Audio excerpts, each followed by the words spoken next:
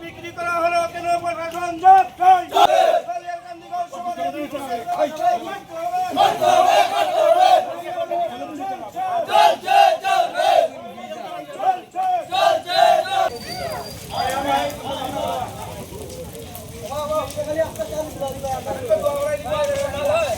শুনছি এখানে দলিয়াহান্দি ডিয়মসারে একটা পাম্প দিছে, জলের পাম্প, কিন্তু দেখা গেছে আমরা দলিয়াহান্দিতে 1 নম্বরের জলের পাম্পটা নাই।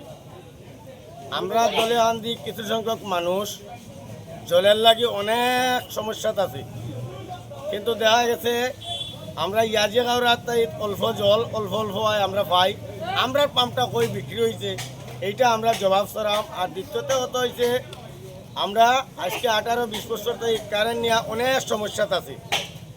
প্রতিটা জায়গাতে আমরা গিয়া এই দেখেন প্রতিটা জায়গাতে আমার কাছে আছে, আমি ডকুমেন্ট এখানে লেটার দিছি, তারা আমার এখানে তো রিসিপ্ট দিয়া দিছে, কিন্তু কোনোটা জায়গাতে আমরা সারা আজ পর্যন্ত পাইছি না।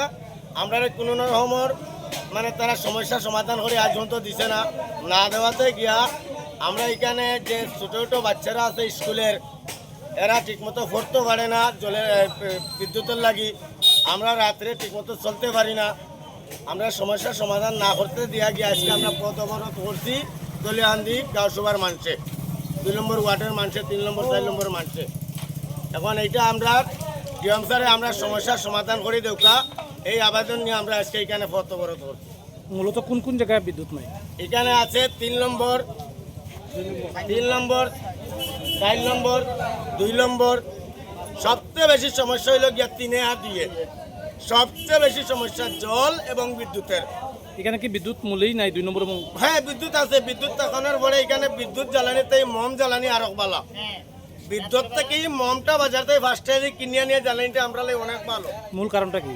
মূল কারণ এখানে কোনো রকমের ভোল্টেজ নাই।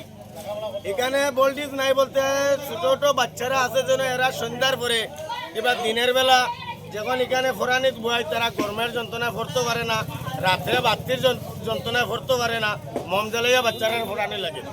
এ ব্যাপারে কি আপনার সাই কোম্পানির সাথে? হ্যাঁ আমরা গেছি, এইখানে আমরা কাছে রিসিভ আছে, সাই কোম্পানি আমরা রিসিভ দিয়া দিতে। জলের লাগে আমরা